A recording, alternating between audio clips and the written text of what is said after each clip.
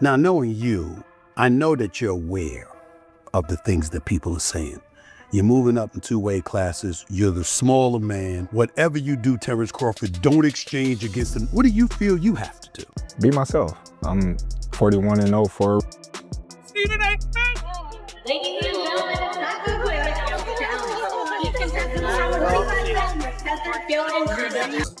was undefeated for the last half of. For more than 20 years, many believed Floyd Mayweather's perfect 50-0 record would remain untouchable, as he built his reputation as a defensive master who made even top fighters look ordinary. However, after one unforgettable night, a powerful statement from the only fighter connected to both names sparked a massive debate that shook boxing fans. The discussion was no longer just about who was the better fighter, but about whether Mayweather's entire era had been surpassed. The controversy exploded right after Terence Crawford defeated Canelo Alvarez with a brilliant performance, achieving what many people once believed could never be done. Terence Crawford is the best fighter on the planet. Pound for pound, he's that dude. In this four-belt era, he is now the undisputed world champion 3 times over. 140 pounds, 147, now 168 pounds, claiming all the belts. You don't see people doing that very often. Going up against a guy who was perceived as being bigger and stronger, Crawford was strong. Crawford was strong enough to fend him off, strong enough to make him respect his own power. He used his jab, he used his distance. He had poise in the ring, he wasn't rattled. He backed up and moved when necessary and kept us different. He exchanged enough to gain respect when necessary. It was a brilliant, brilliant match. The biggest surprise came during the post-fight press conference when Canelo was asked to compare Crawford with his former rival Floyd Mayweather. With media from around the world closely listening, Canelo did not pause or avoid the question and gave a direct and confident response. Can compare and contrast the fight between yourself and Floyd Mayweather Jr. and tonight's bout with Terence "Bud" Crawford, if you can? No, I think Crawford is way better than Floyd Mayweather. Since the statement came from the only fighter who had faced both men in the ring, it carried huge weight and quickly shook the boxing world. It was more than just a personal opinion, as it sparked a major debate that had been building for years and soon pulled in strong reactions from well-known voices. Among them was Stephen A. Smith, who closely followed the fight and was surprised by what he saw.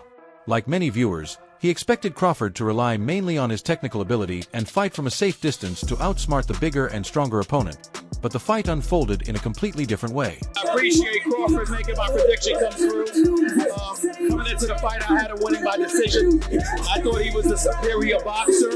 I thought he would be able to take a punch. And as long as he didn't stay there and exchange with Canelo, I thought he could do it. What surprised me is that there were times during the fight, he did stand there and exchange with Canelo and took it.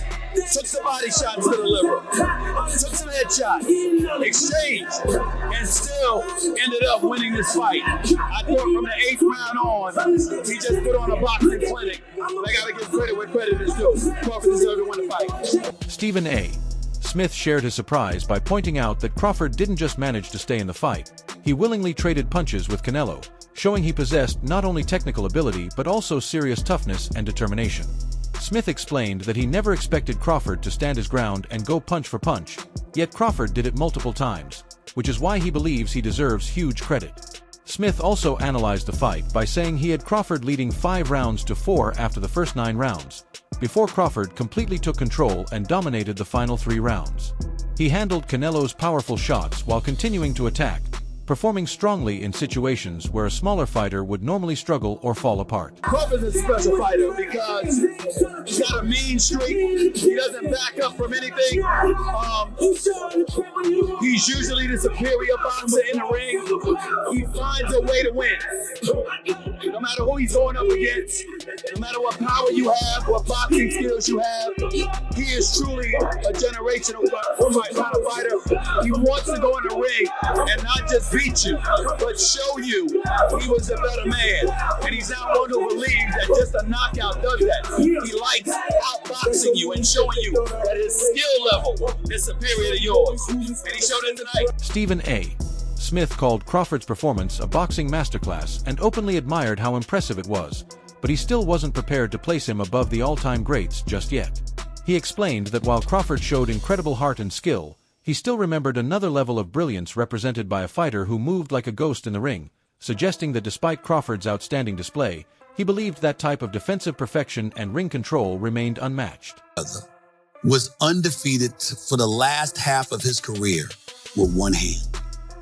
He constantly broke his hand. Yeah. He would go into a ring knowing he had no shot at knocking somebody out because his hands were hurt too much, and literally walked in the ring and said, I'm gonna embarrass you and humiliate you by showing the world you can't hit me. This is the point where Stephen A. Smith made a clear distinction that shifted the entire discussion, reminding fans that Floyd Mayweather built his greatness on defensive brilliance, focusing on winning fights while avoiding damage. He explained that Mayweather's hands were known to be fragile and suffered injuries during the later part of his career, which meant he could not depend on knockout strength. And this was not just speculation, but a widely recognized and well-documented reality in boxing. Mayweather looks me in my face and he says, I'm gonna take him out about the 8th or 9th round. And I said, your hand's always broken. You ain't known for your punching power since you moved up from lightweight to welterweight. Why are you so sure you're gonna do this? He said, Stephen A., he's a UFC fighter. He said, and he's a striker. He's accustomed to coming at you and throwing punches. What he's not accustomed to doing is punching while he's throwing backwards, while he's moving backwards and pushing you off of him. He says, I'm gonna walk right into him and stay in his chest. He's gonna have to push me off in order to throw his punches. He said he's gonna be circling the ring. He said by around 4 or 5, he's not gonna have any legs. He's gonna be done. And he said, and I'll just toy with him and keep him around until around the 8th or the 9th round. And that is exactly what Floyd Money Mayweather did. He told me exactly what he was gonna do, and he did it. He's the man. Mayweather openly admitted that his hands were extremely fragile and even revealed that he was unable to spar for an entire month before his fight with Conor McGregor because of injury. You hurt your hand? Huh? I thought you hurt your hand. That's myself. Okay. All right. Relax, baby. The job is done. All right. Put in a bucket of ice, man. Get a bucket of ice. Kill him. I'm saying Shane hit me with a hell of a shot. Okay. Actually, 2 shots. Oh, okay. But even in that particular round, what I said to Shane was this. I was like, you said something to him when you grabbed him. I said, you gotta kill me. Oh shit. I wasn't ready, bro. I said that was a good one. I said that was a good one, but you gotta kill me. Wow. I said you gotta kill me. And then I mean I'm not gonna lie. Adding more controversy to the discussion, long-standing reports have claimed that during the later part of his career, Mayweather mainly fought in Las Vegas, one of the few locations where fighters are allowed to use numbing treatments like xylocaine to manage hand pain, suggesting that his hand problems played a big role in shaping his fight locations and strategy, and rather than relying on heavy punching, he focused on becoming extremely difficult to hit. Marciano was 49-0. Before Floyd got to 50-0, he was the heavyweight champ. Did anyone ever consider Rocky Marciano the GOAT? No, not seriously, no. Why would Floyd be considered the GOAT? Because he beat more fighters than Rocky did, more great ones? That's true. But really, Floyd was careful in the way he selected opponents. Don't get that twisted. It's not that Floyd didn't fight a lot of great fighters. He did. It's not that I don't think he would have beaten a lot of the tougher fighters than he fought. I think he probably would have, but he didn't do it. He waited. He waited till Pacquiao wasn't at his best anymore. He didn't fight Margarito when Margarito was tearing everyone up. He waited for the right time to fight people. He got paid twice as much for fighting Pacquiao in a less dangerous fight than he would have had he fought him when everyone wanted to see him fight. Floyd is among the all-time. Trainer Greg Hackett shared a similar perspective, saying that the Floyd who faced Canelo was a fully developed fighter with a flawless, polished style, which he contrasted with Crawford's more aggressive, all-in approach reminiscent of Deontay Wilder. I can't say he's capping. I can't, because I don't know what he felt. But when I heard that, what I think is, when Floyd beat me, I was 23, I wasn't polished. When Bud beat me, I was the man. I was the man. And he beat me fair and square. He beat me at my game and he beat me at his game. That's why Canelo said that. Do I believe that? It's tough to believe. But I can only take Canelo's word because he's the man that's been in the ring with both of them. But I understand why he said it. I was a kid when I fought Floyd. He wasn't a kid literally, but he was young. He was young. There was a lot he didn't know. There was a lot he didn't understand about boxing that he later on learned and got better. But Bud beat the better version of me, even though it's the ran down version.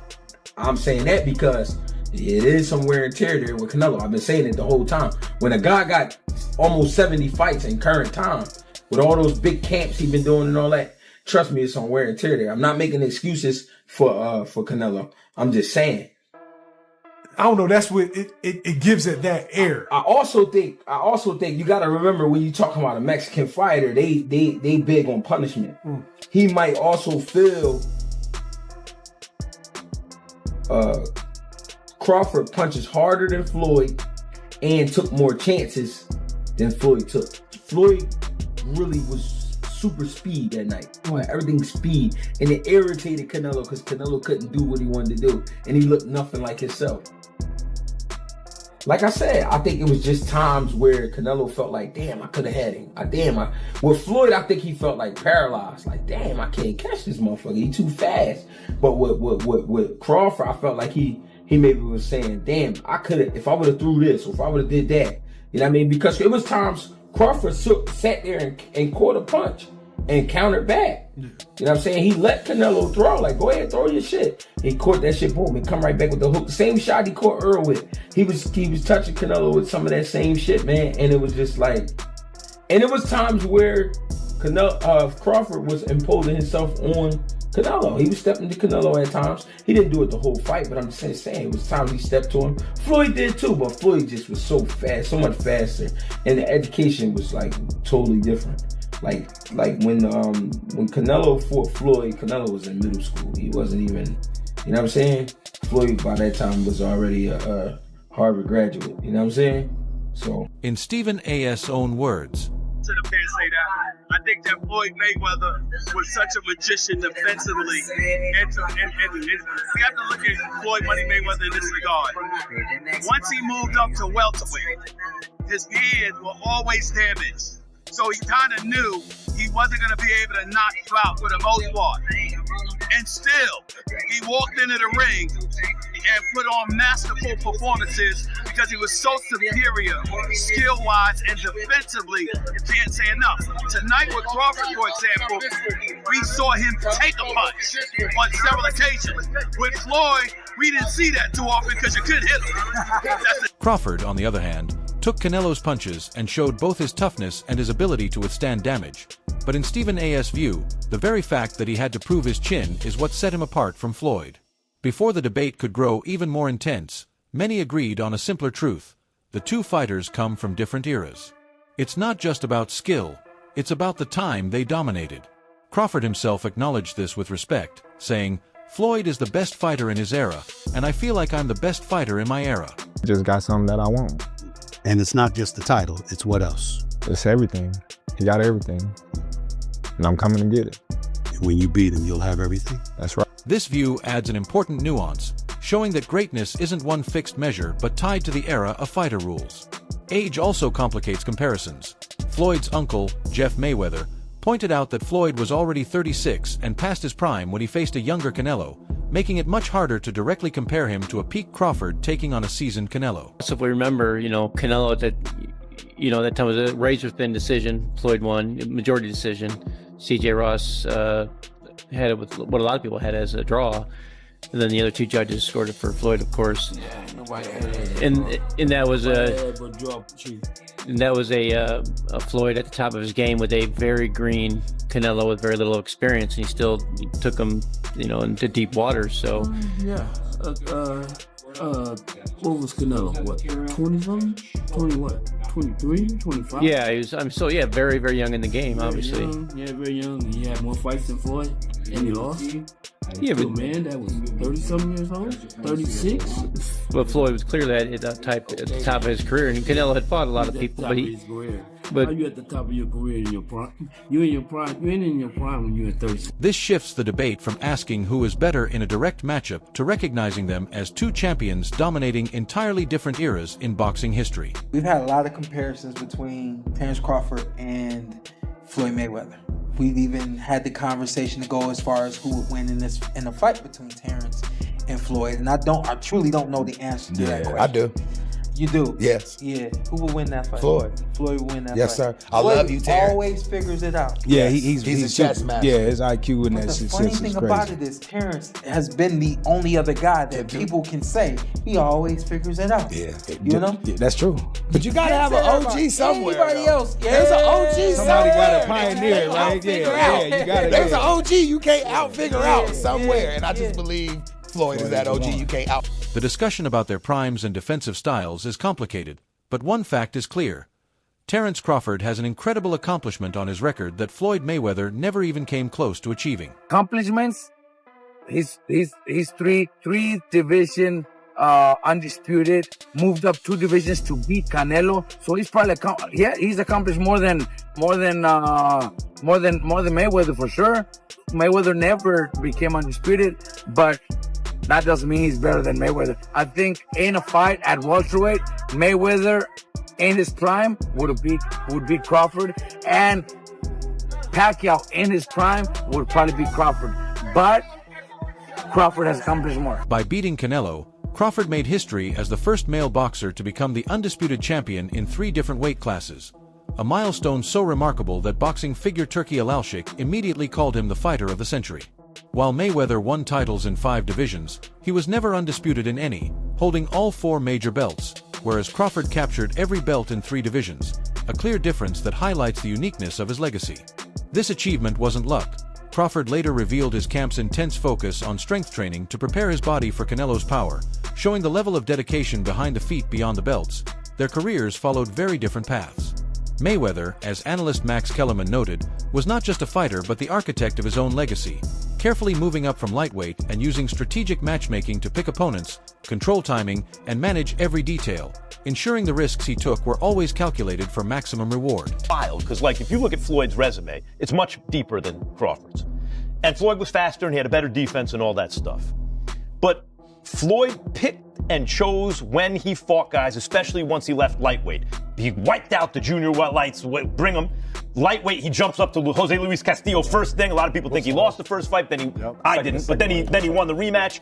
But once he left lightweight, he was careful about when he fought guys. So even though his resume is deeper with names, people remember, but he didn't want it with certain dudes at certain times. This approach has faced criticism from the new generation, with active star Ryan Garcia offering a bold opinion. He said Mayweather mastered the skill of picking when to fight and when to avoid opponents, accusing him of hurting the sport by sidestepping fighters at the peak of their careers. Y'all talking about this kid Ryan Garcia. Tank got his followers from kicking.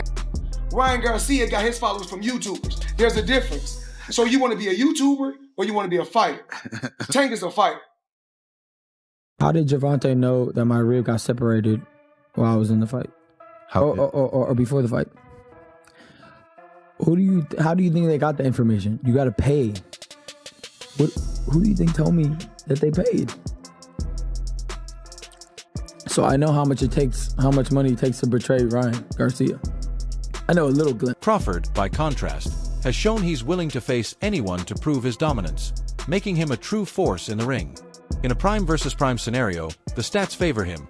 He's an inch taller and, more importantly, has a 3-inch reach advantage, a key edge in technical matchups that even a peak Mayweather would find difficult to overcome. His record is impressive and carefully built, with fans and critics seeing him consistently call out top fighters, showing he's ready to fight anyone to prove himself. Beyond his fearless mindset, experts also highlight his physical advantages, with boxing legend Shane Mosley noting the significance of his size and reach in the ring. Crawford is better. It would have been a tough fight, but I think Crawford would have the edge over Mayweather because of the long arms and because he's bigger. But Mayweather is definitely a technician. I mean, like Crawford said, Mayweather has his era, and Crawford, this is his era. While Mayweather built his legacy like an untouchable fortress, Crawford's approach has been that of a conqueror, willing to enter any ring and dominate. Despite his historic rise, some skeptics in boxing refuse to compare the two, arguing their only similarity is that they are both black fighters, but their styles are completely different. One analyst bluntly said, "Terence Crawford is not Floyd Mayweather. They're just both black. That's the only similarity they have."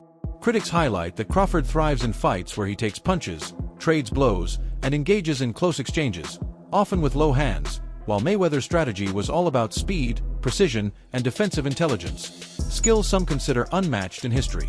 To these voices, the constant comparisons are driven more by hype and fans eager to name a successor to Floyd's throne than by reality. Adding to the tension around the Crawford-Canelo fight, controversy began even before the first bell, with concerns over judging since the officials had scored Manny Pacquiao's controversial draw, raising fears they might favor Canelo. The drama extended into high-stakes betting when streamer Aiden Ross, who initially had $1 million wager on Canelo, faced allegations of insider trading after reportedly receiving a mysterious call that led him to switch his bet to Crawford at the last minute. Jordan, we're switching the bet.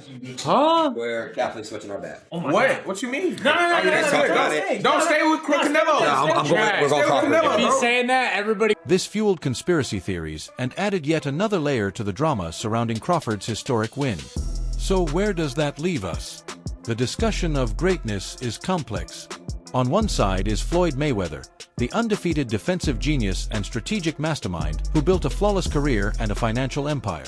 On the other is Terence Crawford, the versatile and fearless warrior who became the first man to claim every belt in 3 divisions, taking on all challengers with relentless determination. Stephen A. Smith's point wasn't just about a potential matchup, it was about how we define greatness.